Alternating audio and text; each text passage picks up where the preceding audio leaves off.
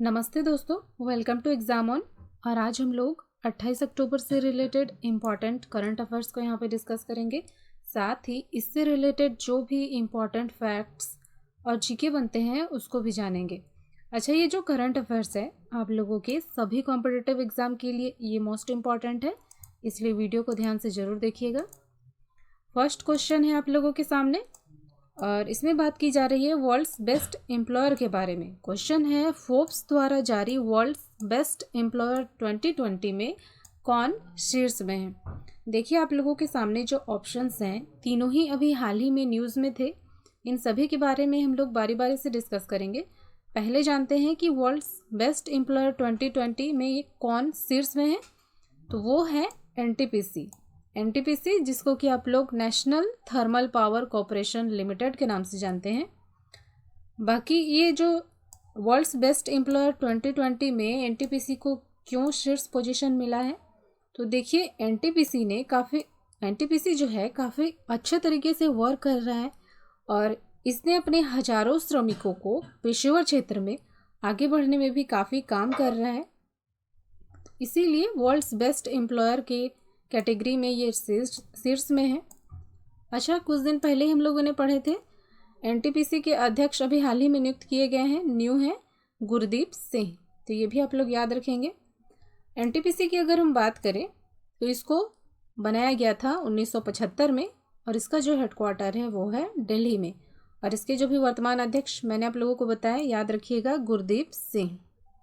बाकी के ऑप्शंस को अगर हम डिस्कस करें, करंट में ही हम लोगों ने पढ़ा था टाटा कंपनी को नए संसद भवन के निर्माण की मंजूरी मिली है, जबकि अडानी ग्रीन एनर्जी ये वर्ल्ड में सबसे ज़्यादा सौर उत्पादन करने वाला ये कंपनी, ये समूह बना है।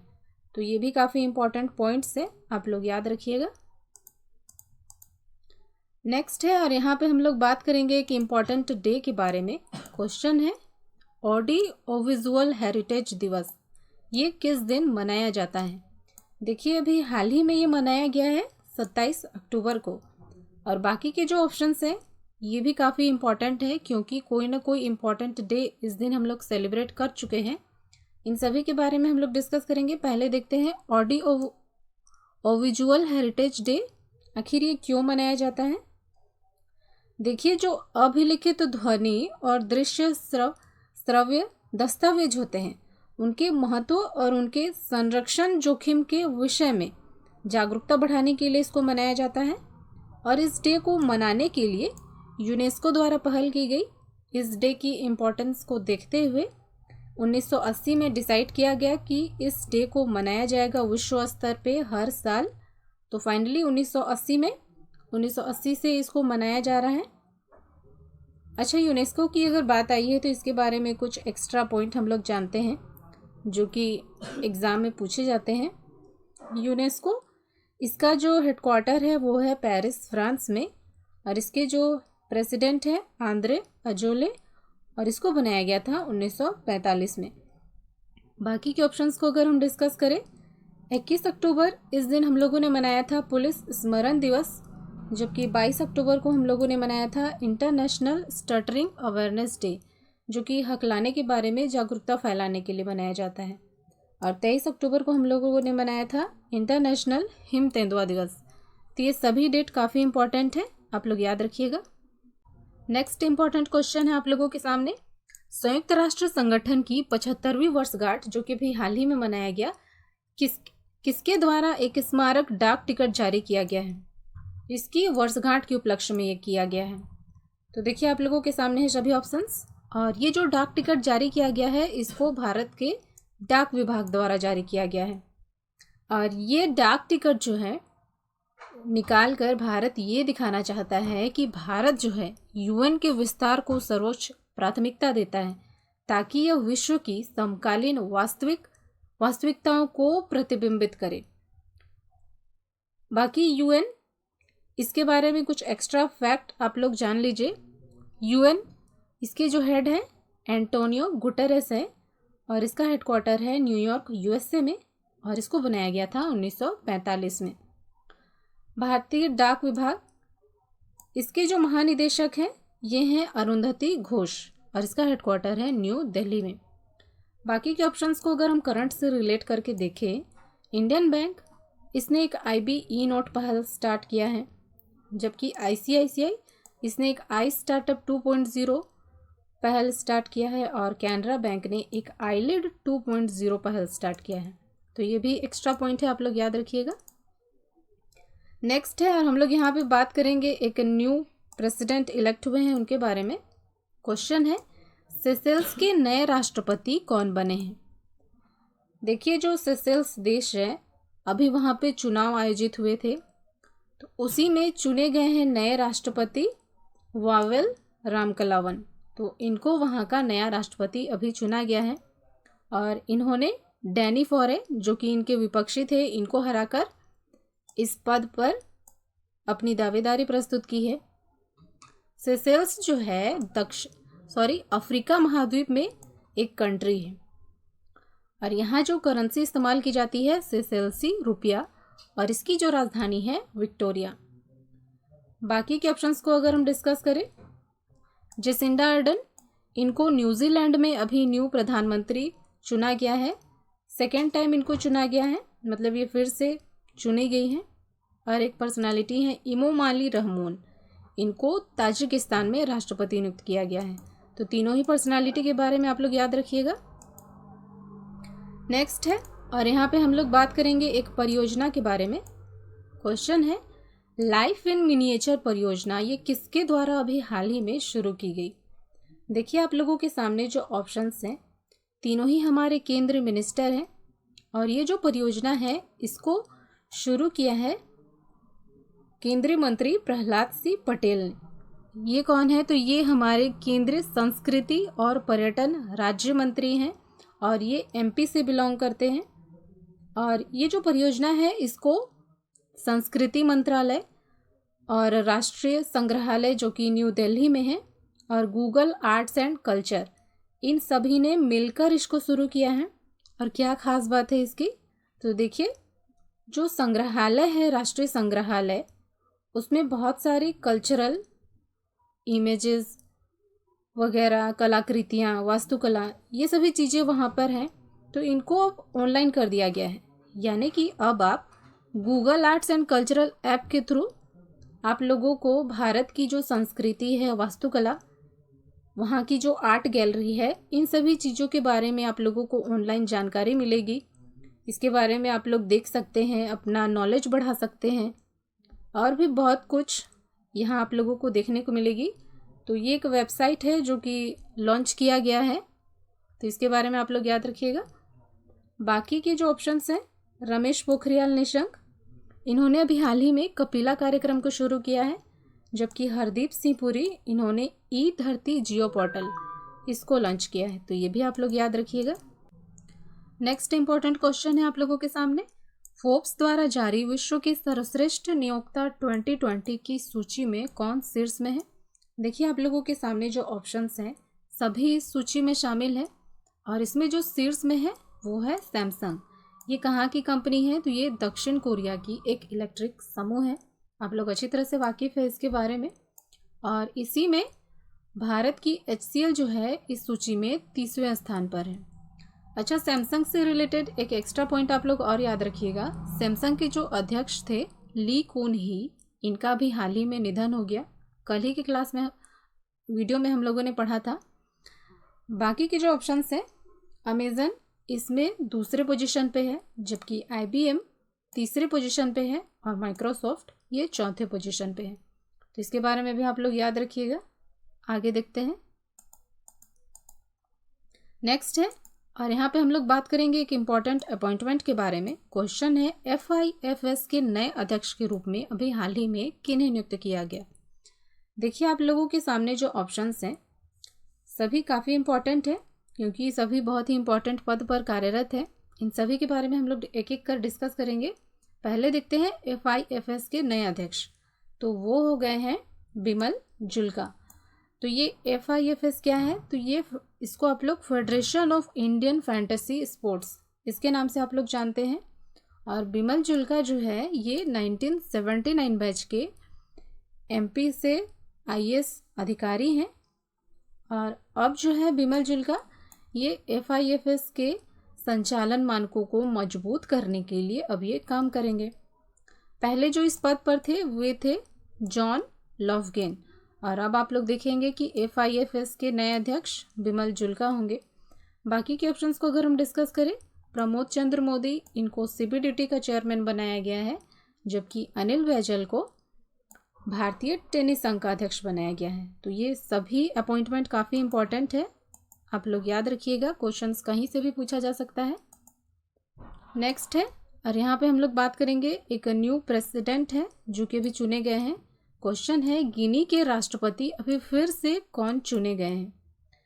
देखिए, गिनी अभी यहाँ जो राष्ट्रपति नियुक्त हुए हैं वे हैं अल्फा कॉन्डे, और ये इनका तीसरा कार्यकाल है, और इनकी जो पार्टी है वो है Rally of the Guinean People's, और इन्होंने सेलू डालिन इनको हराकर इस राष्ट्रपति पद पर अपनी दावेदारी प्रस्तुत की है। लगभग इनके पक्ष में 59.49% वोट पड़े थे, और अब ये अल्फा कॉन्डे 6 वर्षों के लिए गिनी के राष्ट्रपति के रूप में कार्य करेंगे। और गिनी से एक बात और याद रखिएगा, इब्राहिम कैसोरी फुफाना ये गिनी के प्रधानमंत्री हैं, और गिनी की जो राजधानी है वो है कॉन्क्री, और करेंसी ये इस्तेमाल करता है गिनियन फ्रॉन्क।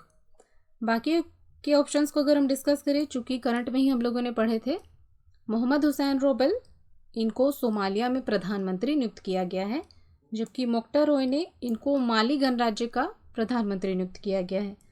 तो ये तीनों ही पर्सनालिटी, चारों ही पर्सनालिटी काफ़ी इंपॉर्टेंट है, आप लोग याद रखिएगा। नेक्स्ट है, और ये खेल से संबंधित है। क्वेश्चन है, किस क्रिकेट प्लेयर ने अभी हाल ही में संन्यास की घोषणा की है। तो देखिए, वो जो प्लेयर है वो है तन्मय श्रीवास्तव, और 2008 में जब अंडर-19 विश्व कप हुआ था तो उसमें विजेता टीम की ये हिस्सा थे। तो अभी जो जिस क्रिकेट प्लेयर ने संन्यास की घोषणा की है वो है तन्मय श्रीवास्तव। आप लोगों से एग्जाम में ऐसे भी क्वेश्चंस पूछ लिए जाएंगे कि ये जो प्लेयर हैं ये किस खेल से बिलोंग करते हैं, क्योंकि क्वेश्चंस तो आजकल कहीं से भी बनते हैं। याद रखिएगा इसके बारे में, ये एक क्रिकेट प्लेयर है। बाकी के ऑप्शंस को अगर हम डिस्कस करें, महेंद्र सिंह धोनी और सुरेश रैना इन दोनों ही ने संयुक्त रूप से संन्यास की घोषणा की थी अंतर्राष्ट्रीय क्रिकेट से। और एलिसा हिली, इसके बारे में ये बात आप लोग याद रखेंगे, किसने महेंद्र सिंह धोनी का T20 का विकेट कीपिंग का रिकॉर्ड तोड़ा था। तो याद रखिएगा इसके बारे में। नेक्स्ट है, और यहाँ पे हम लोग बात करेंगे, एक रैंकिंग जारी की गई है उसके बारे में। क्वेश्चन है, वैश्विक mobile internet speed index ranking, इसमें भारत कितने स्थान पर है। देखिए, अभी हाल ही में ये न्यूज़ में आया है, और इसमें जो भारत का स्थान है वो है 131, जो कि 138 देशों में भारत को ये रैंक हासिल हुई है, जो कि बहुत ही ख़राब है।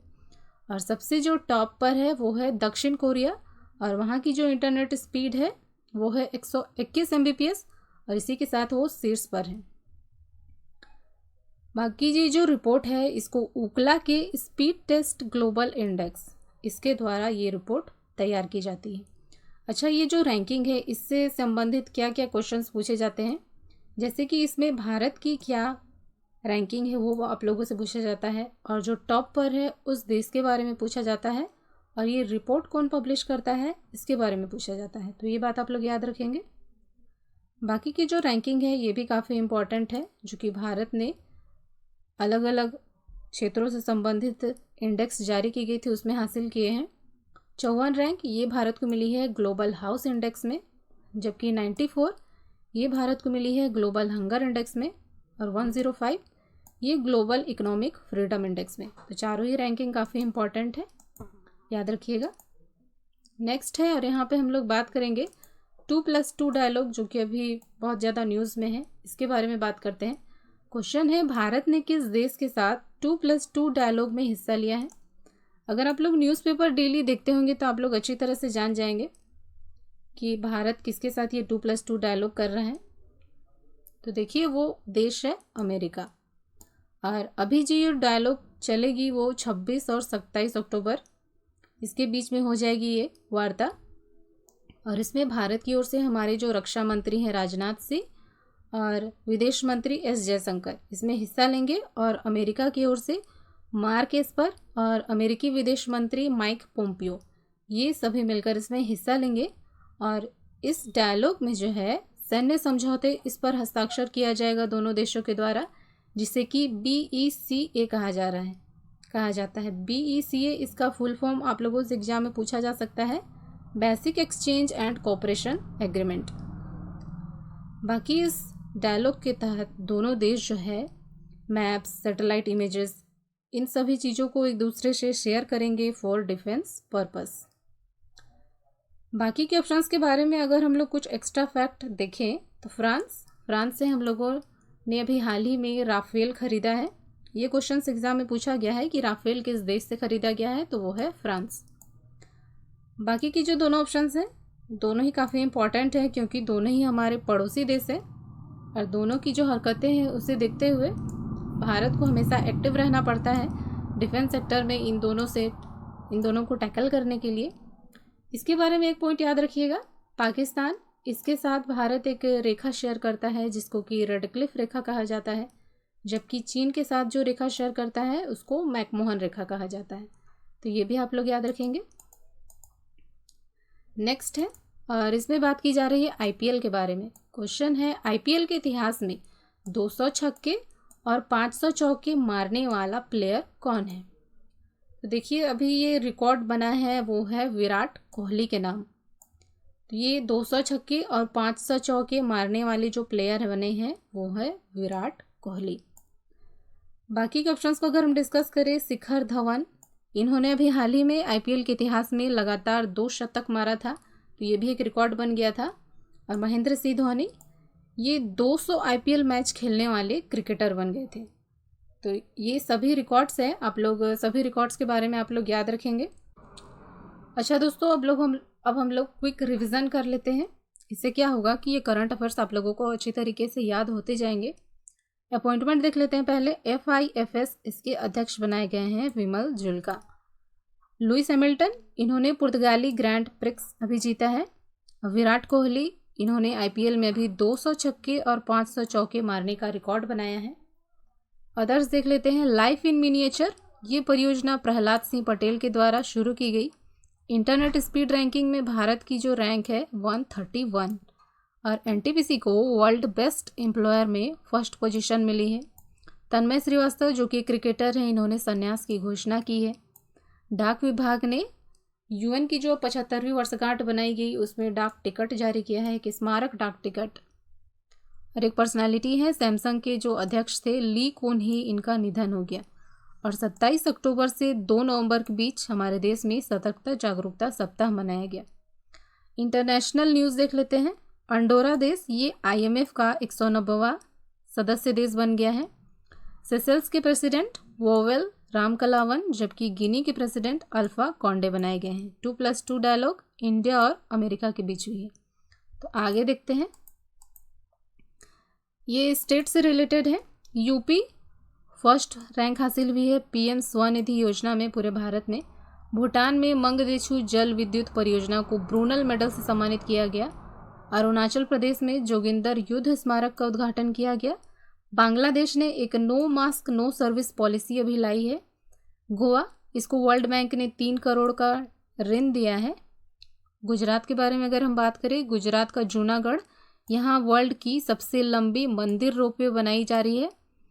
और गुजरात में ही अहमदाबाद में इंडिया का सबसे बड़ा कार्डियक हॉस्पिटल ये वहाँ डेवलप किया जा रहा है।